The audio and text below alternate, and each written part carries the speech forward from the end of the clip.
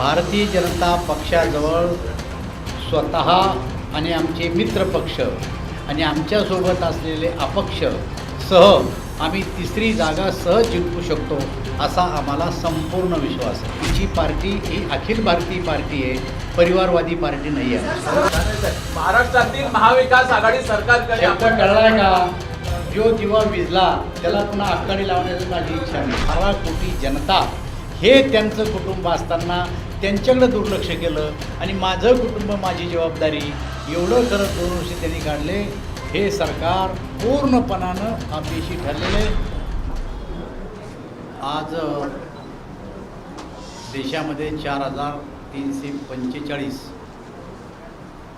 जी अशी बालकं आहेत की ज्यांचे आई आणि वडील हे कोरोनाच्या काळामध्ये या दुर्धर आजाराने आपल्यातून निघून गेलेले आहेत. अशा बालकांना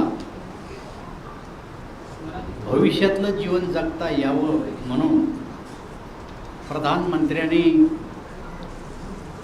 एक PM केअर योजना सुरू केलेली आहे.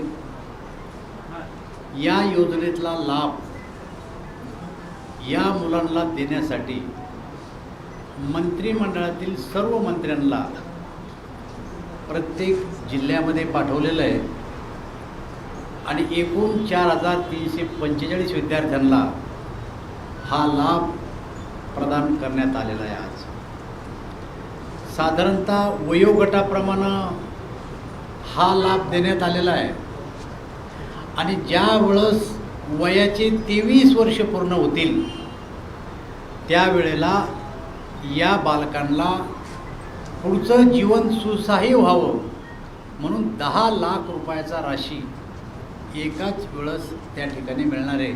अशा प्रकारची व्यवस्था आपल्या देशाच्या प्रधानमंत्र्यांनी आज केलेली आहे आणि त्याची सुरुवात आजपासून झाली आहे. त्यांच्या खात्यावर ते पैसे जमा करण्यात आलेले आहे.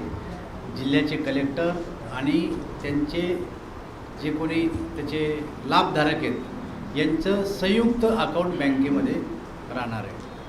अशा प्रकारचे आत्तापर्यंत रत्नागिरी जिल्ह्यामध्ये जे आयडेंटिफाय झालेत ते 9 बालक आहेत आणि त्या सर्व बालकाला आज बोलून माननीय प्रधानमंत्र्यांनी एक पत्र, एक ओळखपत्र, एक सर्टिफिकेट आणि त्यांच्या बँक खात्यामध्ये जे पैसे जमा झालेत त्याचं पासबुकाचं हस्तांतरण आज जिल्हाधिकारी कार्यालयामध्ये आम्ही या ठिकाणी केलेलं आहे. प्रधानमंत्र्यांनी त्यांना सांगितलं की मी पंतप्रधान म्हणून नाही तर तुमच्या कुटुंबातला एक सदस्य म्हणून मी तुमच्यासोबत आहे. केवळ राशी देऊन तुमचं दुःख मी हलकं करू शकत नाही, पण अशा प्रसंगी ह्या देशातील प्रधानमंत्री, या देशातील जनता तुमच्या सोबत आहे ही एक भावना तुमच्यामध्ये निर्माण व्हावी आणि पुढचा येणाऱ्या सर्व गोष्टीवर मात करून आपण एक यशस्वी नागरिक व्हावं यासाठी ही योजना प्रधानमंत्र्यांनी लागू केली आहे. आज याचं लॉन्चिंग प्रधानमंत्र्यांनी केलेलं आहे आणि आम्ही सर्व मंत्री प्रत्येक जिल्ह्यात जाऊन त्या जिल्ह्याच्या या लाभधारकाला हा लाभ आज दिलेला आहे. पण आता या पिढीमध्ये 23 वर्ष पूर्ण होईपर्यंत आता त्यांचा जो जीवनक्रम आहे, आता त्यांचं जे जगणं आहे किंवा आता त्यावरती काय आता त्यांना जीवन जगण्यासाठी त्यांची एक वेगळी योजना या स्तरावर चालू करण्यात येणार आहे आणि पण त्यानंतर जेव्हा 23 वर्ष होतील तेव्हा त्यांना 10 लाख रुपये मिळणार. किती कोटींची तरतूद करण्यात आली आहे देशामध्ये? आता 4345 लाभधारकांना 10 लाख रुपये 23 वर्षानंतर मिळतील. प्रत्येकाचा आकडा वेगळा आहे कारण वयोगटाप्रमाणे पैसे दिले आहेत त्यामुळे त्याचं कॅल्क्युलेशन दरवर्षी किती वेळी आत्ता करता येणार.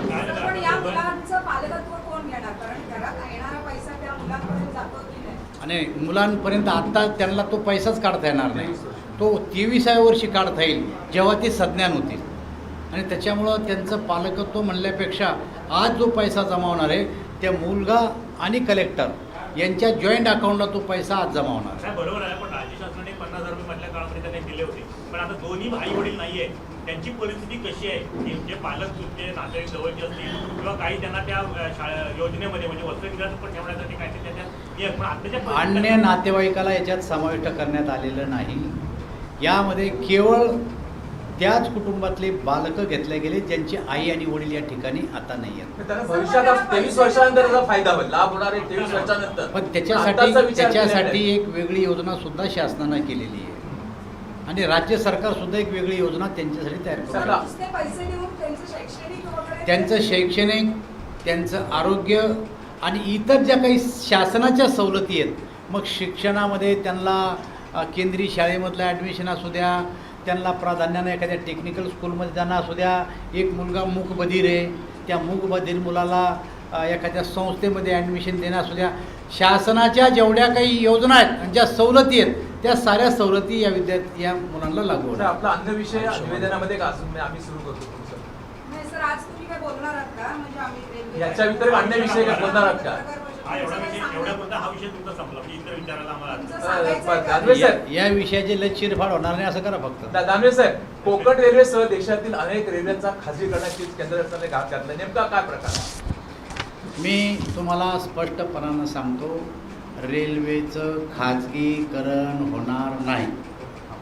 रेल्वेचं खाजगीकरण होणार नाही.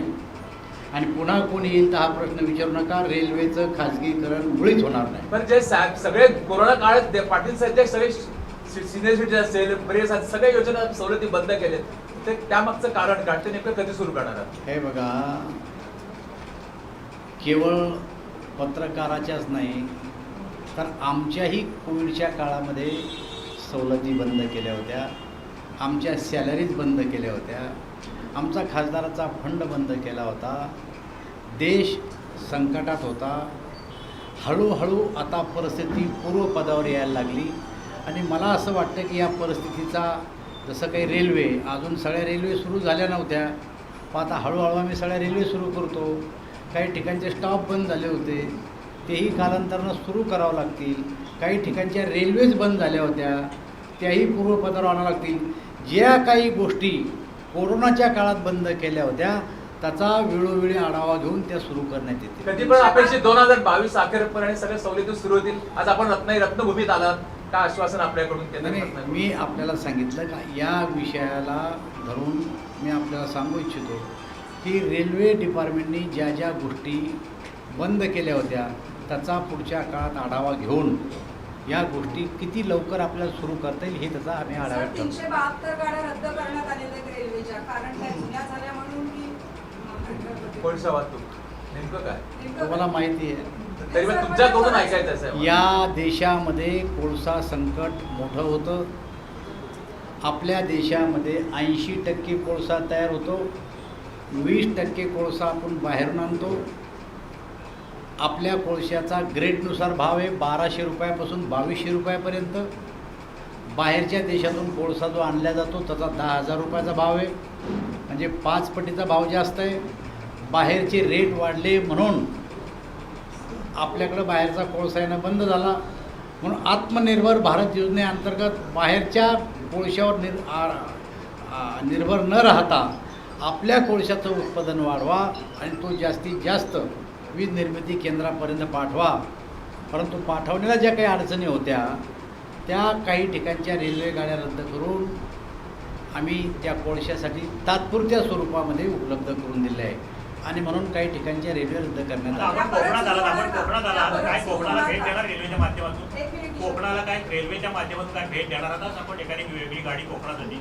हे बघा, अशा गाड्या काही भेट द्यायला होत नसतात. जनतेच्या गरजेप्रमाणे या गोष्टी कराव्या लागत असतात. जर अशा प्रकारची काही गरज असेल तर मी आज आता बैठक नाही, अनेक वर्षाची गरज आहे. कोकणातून रेल्वे जाते पण कोकणवासीयांसाठी दानवे separate साहेब, गाडी भेट नाही. नको, पण रत्नागिरी दादरची पुरीपासून गाडी सुरू होती, आता दिव्यापर्यंत जाते. दिव्यापर्यंत. तर आपण आज आलात त्याची घोषणा करा. त्याच्यानंतर फक्त कोकण कन्यामध्ये बेडरोल सुरू झालेत, बाकी तुतारीमध्ये नाही. मग तुतारीमध्ये मराठी माणसं नाहीत का? त्याच गाडीमध्ये फक्त मडगावसाठी आहेत. हे नेमके सब अन्याय वाटतो तो. पर्यटनासाठी एखादी गाडी चालू करा. पेट्रोल सगळ्या गाड्यात देण्याचं रेल्वे खात्यानं आदेश दिलेले आहेत. बंद असलेले पेट्रोल असू द्या, बंद असलेलं पाणी असू द्या, बंद असलेलं भोजन असू द्या, आदेश दिल्याच्या नंतर त्याचा सेटअप लागेपर्यंत जेवढा वेळ लागतो तेवढाच वेळ तो लागेल. 1 एप्रिलला पण आदेश दिले आता तुम्ही बाकीच्याला हा, बोलू द्या ना, 1 तुम्ही एप्रिल. जो दणका लावला तर कोणीच बोलेल बिचारे हा नाही मागे. त्यांच्याकडे दिलेत आम्ही अध्यक्ष दानवे साहेब, हो, गणेशोत्सवाने गाड्या सगळ्या फुल झाल्या गणपती उत्सवात. थांबा एक मिनिट. हां आमचं म्हणणं असं आहे की जी रेल्वे सुरू झाली कोकण रेल्वे तेव्हापासून जी रत्नागिरी दादर जी आहे पॅशन आहे ती तरी तुम्ही तातडीने दादरपर्यंत न्या. आमच्या सरकारला मुंबईमध्ये ती जायचं. दिव्यापर्यंत जाते, दिव्यापर्यंत. ती तरी तातडीने सुरू करा ना, त्याचं रिझर्वेशन सुरू करा ना.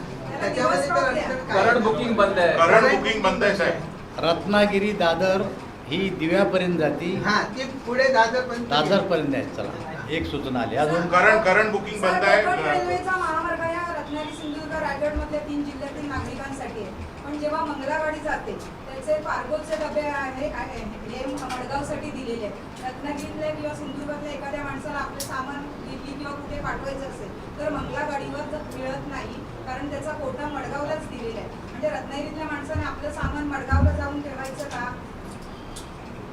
आंब्याच्या वेळेला कारण आम्हाला दिल्ली फक्त राजधानीला द्यावं लागतं. एखादी वस्तू इव्हन तुम्हाला जरा दिल्लीला काय पाठवायचं असेल तर आम्हाला राजधानीला द्यावं लागतं. रोज मंगळागाडी रत्नागिरीतनं जाते, पण त्या गाडीला कार्गोला सामान ठेवायला जागा नाही. असं का? असं आहे, रेल्वे पॅसेंजरवर फायद्यात चालत नाही. उलट तुम्ही सूचना करता कार्गोच आम्हाला पाहिजे, पण आम्हाला पाहिजे असलेला कार्गो जर तुमच्याजवळ मिळत असेल तर इथं नक्की त्याचा विचार केला जाईल.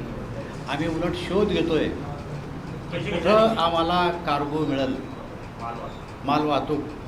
कारण रेल्वेचं आत्माच माल वाहतूक आहे पॅसेंजरपेक्षा. पॅसेंजरला तर सेवा देतो आम्ही, पण कार्गोचं जर तुम्ही मला रत्नागिरीतून म्हणताय ना, तर जरा मी याची स्टडी करतो. नक्की चांगली सूचना आहे, मी याचा विचार करतो. पाटील साहेब, रेल्वेचं आपलं अभिनंदन की आपलं कोकण रेल्वेचं विद्युतीकरण पूर्ण केलं, त्याबद्दल आपल्याला शुभेच्छा. पण डबलीकरणचं काम रखडलंय, ते कधी आपण पूर्ण करणार? असं आहे, कोकणामध्ये डबलीकरणचे काही प्रॉब्लेम आहेत आणि ते प्रॉब्लेम म्हणजे सगळ्या ठिकाणी काही ठिकाणी बोगदे आहेत, काही ठिकाणी बोगदे आहेत, काही ठिकाणी हिल आहेत. ज्या ठिकाणी करणं शक्य होतं तोपर्यंत झालेलं आहे. पुढचं जे राहिलं आहे त्याचा विचार करता येईल की का राहिलं आहे म्हणून. पण त्याच्यामध्ये आम्हाला असं प्रभूचा किंवा साहेब रेल्वेचे ज्या वेगाने कोकण रेल्वेला न्याय मिळत होता तसा मिळत नाही अशी कोकणमध्ये सगळी करत आहे. उद्या मी मंत्री नसल्यावर माझ्या भागातले लोक असेच म्हणते. कोकण रेल्वे मर्ज करणार का? मर्ज करणार का कोकण रेल्वे? नाही. साहेब, आता आपलं राजकीय दानवे साहेब, अरे मागचे बोला. नाही सगळ्यांनी यांना दिले पॉवर बॅटल. हो, साहेब. दानवे साहेब, आता आपण नेते आहेत, एक किशोर भाजपचे आपण नेते आहेत. Yes, yes. हा, एक बोल घे, लवकर बोल. कोकणामध्ये पर्यटन मोठ्या प्रमाणात वाढतंय. एखाद्या पर्यटनासाठी किंवा पर्यटनासाठी विशेष गाडी. विशेष म्हणजे गाडी यापूर्वी डेक्कन ओडिसी आपल्या मार्गावर धावत होती, परंतु कालांतराने ही डेक्कन ओडिसी बंद करण्यात आली. पुन्हा एकदा ती डेक्कन ओडिसी कोकणात येणार का, सुरू होणार का? याचा आढावा घेऊ. सर्वसामान्य नागरिकाला परवडेल हा, अशी हा, पर्यटनाची म्हणजे गाडी ही मागणी होती. दिवाळी गणपती उत्सवाला गाडी गाड्या मागणी असतात. होती. हा नाही विशेष गाड्या भाग असतात. होतं तर त्याचं संपूर्ण आणि एकत्रित. त्याचबरोबर बरोबर या होते. पर्यटनाच्या बरोबर अलीकडच्या काळामध्ये शनिवार रविवारी घेऊन जातात. गणपतीपुळे आणि खाली सिंधुदुर्गमध्ये पर्यटक येण्याचं प्रमाण जास्त आहे. तर त्या दृष्टीने शनिवार रविवारी सध्या जरी पर्यटनासाठी म्हणून गाड्या सोडल्या रेल्वेच्या एका दिवसात तरी त्याचा या वर्षी कोकणामध्ये गणपतीच्या काळात किती गाड्या सोडल्या होत्या माहिती? आता आपण इथून परत आता फुल झालं रिझर्वेशन. किती? हा? या वर्षी तर हां, म्हणजे रेल्वे डिपार्टमेंटना विशेष आता ह्याचा किती लक्ष, जेवढ्या लागतील तेवढ्या, जेवढ्या लागतील तेवढ्या. साहेब, फक्त वेटिंग असलं पाहिजे बरं का. हा, म्हणजे आम्ही काय करतो, 50 गाड्या फेऱ्या दिल्या, मग वेटिंग वाढलं, पुन्हा 50 वाढवतो, वेटिंग वाढलं, पुन्हा 50 वाढवतो. अशा काही आम्ही 100 गाड्या 200 गाड्या एकदा डिक्लेअर करत नाही. जसजशी प्रवाशांची वेटिंग वाढत जाईल तसतशा गाड्या दरवर्षी डिक्लेअर करतो. यावर्षी सगळ्यात जास्त गाड्या आम्ही दिल्या होत्या. साहेब, राज्यसभेसाठी तिसरा उमेदवार भाजपने दिलेला आहे. रेल्वे संपला. घोडा बाजार, रेल्वे संपला. आपण त्याचा ठोस काय रेल्वे. सेवा सुरू करणार आहे. रत्नागिरीमध्ये रोरो सेवा सुरू करणार आहे. आणि असा काही प्रस्ताव अद्यापर्यंत नाही. सर, संभाजीराजेंना जाणीव रेल्वे- आता राज्यसभा. हा, राज्यसभेसाठी भाजपने तिसरा उमेदवार दिलेला आहे. आपण नेते आहात. घोडा बाजार काय नेमका काय? भारतीय जनता पक्षाजवळ स्वतः आणि आमचे मित्र पक्ष आणि आमच्यासोबत असलेले अपक्ष सह आम्ही तिसरी जागा सहज जिंकू शकतो असा आम्हाला संपूर्ण विश्वास आहे. पण त्याला उशीर का झाला डिक्लेअर करायला विश्वास असताना पण? असं आहे आमच्या पक्षाची उमेदवारी ठरवण्याची एक पद्धत आहे. राज्याचं पार्लमेंटरी बोर्ड होतं. राज्याचं पार्लमेंटरी बोर्ड स्थानिक स्तरावर नावाचा विचार करतं, ते केंद्राकडे जातं आणि केंद्र राज्यसभेचे नाव ठरवत असतं. आमची पार्टी ही अखिल भारतीय पार्टी आहे, परिवारवादी पार्टी नाही आहे. परिवारवादी कोंडी करण्याचा प्रयत्न आहे का अमेरिका? साडेनऊला प्रेस चालू आहे. काही अपक्षांची जी मुद्दा आहेत ना ती घेण्यासाठी शिवसेनेची कोंडी करण्याचा प्रयत्न करतात. आम्हाला कोणाची कोंडी करायची नाही आहे. त्यांनी त्यांचे मतं असतील तर सांभाळावं. आम्हाला आमचं लक्ष आहे तिसरा उमेदवार निवडून आणणे आणि आम्ही आमचा उमेदवार निवडून आणणार. संभाजीराजेला सेनेने नाही ते भाजपने दगा दिला तर शाहू महाराज दस्तूरपत बोलायला लागलेत. राजा भाजपची कोच झाले ना शाहू महाराजांच्या विधानामुळे. पंकजा मुंडे आहेत त्या राज्यसभेसाठी कुठेतरी इच्छुक होत्या, नाराजी आहे. विधान परिषदेवर त्यांचा आता त्यांना संधी दिली जाणार आहे का? आणि असं आहे की काही गोष्टी पक्षाच्या अंतर्गत असतात, त्याची अगोदरच सार्वजनिक चर्चा होत नसती. हा विषय आमच्या पक्षाच्या बैठकीमध्ये चर्चेला घेऊ. संजय राऊतांनी पण मगाशी आरोप केलाय की भाजपने संभाजीराजांना दगा दिला. त्याचं उत्तर द्या सर. दगा नेमकं दिला. प्रकरण काय आहे? भाजपने खरंच दिलं आहे की शिवसेनेने फसवलंय? मी राज्याचा अध्यक्ष असताना संभाजीराजेला दिल्लीहून या देशाच्या प्रधानमंत्री नरेंद्र मोदींनी निमंत्रण दिलं की ते राजे आहेत, त्यांना कुठल्याही निवडणुकीमध्ये आपल्याला भाग घेऊ द्यायचा नाही आहे. सन्मानानं त्यांना आपण राष्ट्रपतीच्या कोट्यातून उमेदवारी देऊ. मोदीजींनी अमितजींनी त्यांना बोलवून त्या काळामध्ये उमेदवारी दिली, याचा साक्षीदार मी आहे. ती काही महाराष्ट्राच्या कोट्यातली जागा नव्हती, ती राष्ट्रपतीच्या कोट्यातली जागा होती.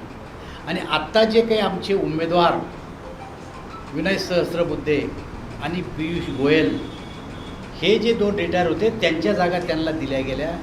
राष्ट्रपतीचा कोटा काही आम्ही अजून भरला नाही आणि त्यामुळं आम्ही डावललं असा त्याचा अर्थ होत नाही. ते राजे आहेत, त्यांना त्यांचा सन्मान भारतीय जनता पार्टीने दिला. परंतु राजेनेच केलेला आरोप आहे की मला दिलेला शब्द हा शिवसेनेनं फिरवला. हा राजेंचा अपमान भाजपने केला का शिवसेनेने केला हा निर्णय या राज्यातल्या जनतेने करावा. पण आम्ही राजाच्या गादीचा आम्ही सन्मान करतो. भारतीय जनता पार्टीने त्यांचा सन्मान केला. दानवे साहेब आपण नेहमी भाषणात सांगत असता की सर्वसामान्य कुटुंबातून आलेला आहे, पण या देशामध्ये महागाई, पेट्रोल याकडे भाजप वागतच नाही. भाजप सध्या हिंदू मुस्लिम मंदिर मस्जिद यामध्ये अडकलेलं आहे. महागाईकडे मौन का भाजपचं? हे बघा, आमचं महागाईकडं मौन नाही आहे. पेट्रोल डिझेलच्या किमती ह्या इंटरनॅशनल लेवलला लिंकिंग केल्या असतात. एकाच दिवसात 2-2 वेळेस पेट्रोल डिझेलच्या किमती वाढल्या. कोणीही देशाचं कोणत्याही पक्षाचं सरकार एका दिवसात 2-2 वेळेस किमती वाढू शकत नसतं. पण इंटरनॅशनल लेवलला जर का किंमत वाढत असतात त्या किमती वाढल्या. पण अशाही परिस्थितीमध्ये केंद्राने आपला टॅक्स 2 वेळेस कमी केला. एकदा आत्ता शेवटी 7 रुपये 9 रुपये केंद्रानं कमी केला आणि प्रधानमंत्र्यांनी आवाहन केलं की राज्य सरकारने सुद्धा आपला टॅक्स कमी करावा. या देशामध्ये भाजपशासित जेवढे राज्य असतील त्यांनी पेट्रोल डिझेलवरचा टॅक्स कमी केला. परंतु महाराष्ट्र सरकारनं जो टॅक्स कमी केला तो म्हणजे 1 रुपया, 1.25 रुपया याच्यापर्यंत तो टॅक्स कमी केला नाही. भारतीय जनता पक्ष या देशातल्या जनतेची काळजी करतं. तीच काळजी जर राज्य सरकारनं केली तर जनतेला दिलासा मिळू शकतो. राज्यसभेच्या निवडणुकीमध्ये कोकणवर अन्याय झाला, सहस्त्रबुद्धे विद्यमान होते, पण विनोद तावडेचं नाव होतं, असं दोघांनाही संधी मिळाली नाही. विधान परिषदेत तरी कोकणाला न्याय मिळेल का? हा निर्णय केंद्रीय पार्लमेंटरी बोर्ड करत आहे. दानवे साहेब, महाविकास आघाडी सरकारकडे आपण किती तुम्ही एकटेच देते. प्रश्न शेवटचा प्रश्न विचारता? दानवे साहेब, शेवटचा प्रश्न. प्रेस तुमच्या महाविकास आघाडी सरकारकडे आपण कसे पाहतात? दानवे साहेब, शेवटचा प्रश्न. माझा शेवटचा. सर दानवे साहेब एक सेकंड. एक मिनिट. चंद्रकांत खैरेंचा आरोप आहे की जी भाजप राज ठाकरेंची सभा औरंगाबादला झाली त्याला भाजपनं फंडिंग केलेलं आहे. आता काही वेळापूर्वीच ते बोलले. असं आहे, माझ्याबद्दल कोणतरी बोलावं म्हणजे मला पुन्हा बोलता येतं. विजलेल्या दिव्याला आखडी लावणं माझं काम नाही. दानवे साहेब, माझा एक प्रश्न राहिलेला शेवटचा माझा. दानवे साहेब महाराष्ट्रातील महाविकास आघाडी सरकारकडे शब्द आपण कळलाय का? जो दिवा विजला त्याला पुन्हा आकाडी लावण्याची माझी इच्छा नाही. दानवे साहेब एबीपी मला माझं दानवे साहेब महाविकास आघाडी सरकारकडे आपण कसे पाहता? राज्यातील महाविकास सरकार महाविकास आघाडी सरकार सर्व पातळ्यावर अपयशी ठरलेलं आहे. मग ते शेतकऱ्याचे प्रश्न असो, शैक्षणिक प्रश्न असो, राजकीय असो, ज्या प्रश्नामध्ये ते अपयशी ठरतात त्याचं खापर ते केंद्रावर फोडतात. कोविडच्या काळामध्ये या देशाच्या प्रधानमंत्र्यांनी 2 वेळेस पॅकेज जाहीर केलं, पण राज्य सरकारनं पॅकेज जाहीर केलं नाही. कोविडच्या काळापासून तर आत्तापर्यंत मुख्यमंत्री 2 वर्ष मंत्रालयात येऊ शकले नाही. घरात बसून त्यांनी एकच घोषणा केली, माझं कुटुंब माझी जबाबदारी. याच्या पलीकडं यांनी काहीही केलं नाही. मुख्यमंत्र्याचं कुटुंब या राज्यातले 12 कोटी जनता हे त्यांचं कुटुंब असताना त्यांच्याकडे दुर्लक्ष केलं आणि माझं कुटुंब माझी जबाबदारी एवढं करत 2 वर्ष त्यांनी काढले. हे सरकार पूर्णपणानं अपयशी ठरलेलं आहे. जनतेचा भ्रम निराश केलेला आहे. भाजप पुन्हा येणार 2024ला भाजप स्वबळावर येणार. सामान्य माणूस तर अनेक गोष्टीला कंटाळलाय. ओबीसीचा घात कोणी केला? भाजपने की महाविकास आघाडीने? सामान्य माणूस सगळ्या गोष्टीला ओबीसीचा घात कोणी केला आता कोणीही कोणाला समजून सांगण्याची गरज नाही. सुप्रीम कोर्टाने अनेक वेळेस राज्य सरकारांना इम्पेरिकल डाटा मागितला, ट्रिपल टेस्ट मागितली, परंतु आपल्या राज्य सरकारना देण्यासाठी टाळाटाळ केली. मुद्दामहून यांनी ओबीसीचं आरक्षण घालवलं. तोच डाटा केंद्राने दिला नाही म्हणून ते आमच्या नावानं बोंब मारत होते.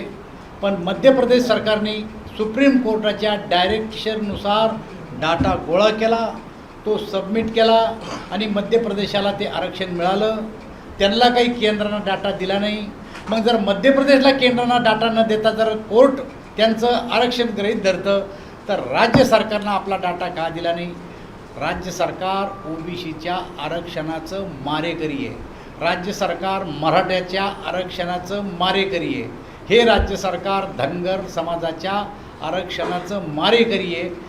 या सरकारला सामाजिक प्रश्न सोडवायचे नाहीत, आर्थिक प्रश्न सोडवायचे नाही, विकासाकडे दुर्लक्ष करून वेगळे प्रश्न निर्माण करायचे आणि जनतेचं लक्ष विकासापासून विचलित करायचं हे या राज्य सरकारचं गेल्या 3 वर्षातलं धोरण आहे. आरक्षणाच्या याच्यावर अलीकडे जे त्याने आयोग नेमला आहे त्या आयोगाचे प्रमुख आणि सदस्य यांच्यामध्ये तीव्र मतभेद झाल्यामुळे त्यांनी आरक्षण हे डाटा तयार करण्यासाठी जो दौरा लावला होता तो रद्द केला. अशा परिस्थितीमध्ये 7 जूनला सुप्रीम कोर्टामध्ये होणाऱ्या सुनावणीला ते राज्य शासन डेटा देऊ शकेल? आता ते राज्याला जबाबदारी द्यायचा मी काय जबाब देऊ त्याचा? केंद्र नाही समजा राज्य सरकार सांगितलं केंद्राने 3800 कोटी आपले दिले नाहीत राज्य सरकार. तुम्ही मी बोलतो ती बातमी सांगा जनतेला या माध्यमातून. राज्य सरकारने एकदा बसावं. केंद्र सरकारचा प्रतिनिधी म्हणून आम्ही बसतो. राज्याचे केंद्राकडे किती पैसे येणं आहेत याचा एकदा हिशोब काढा, परंतु केंद्राचे किती पैसे राज्याकडे येणे आहेत त्याचाही आम्ही हिशोब काढतो आणि टाईम लिमिट ठरवू की केंद्रानं राज्याचे पैसे किती तारखेपर्यंत द्यायचे आणि राज्यानं केंद्राचे पैसे किती तारखेपर्यंत द्यायचे. या गोष्टीला राज्य सरकारने आव्हान आमचं स्वीकारावं. राज्य सरकार एक मिनिट ते सांगतात की आमचे GSTचे पैसे राहिलेत. GSTचे पैसे देण्याची जी पद्धत आहे त्या पद्धतीप्रमाणे आम्ही पैशाचं तुम्हाला तारखी सांगायला तयार आहे. पण आमचे पैसे आम्ही DFC प्रकल्प केला, दिल्ली मुंबई कॉरिडॉर तो JNPT आणणार आहे. 5000 कोटी रुपये आमचे बाकी आहे. कोळसा आम्ही राज्य सरकारला रॅशनिंगमध्ये कोळसा देतो सबसिडाईज रेटमध्ये. 30,000 कोटी रुपये आमचे राज्य सरकारकडे बाकी आहे. कोकण रेल्वेमध्ये राज्य सरकारचा 22% शेअर आहे आणि केंद्र सरकारचा 51% शेअर आहे. 21ला आम्ही 366 कोटी दिले आणि 21-22ला आता आम्ही 314 कोटीची तरतूद केली. राज्य सरकारनं 1 रुपयाची कोटी तरतूद नाही केली.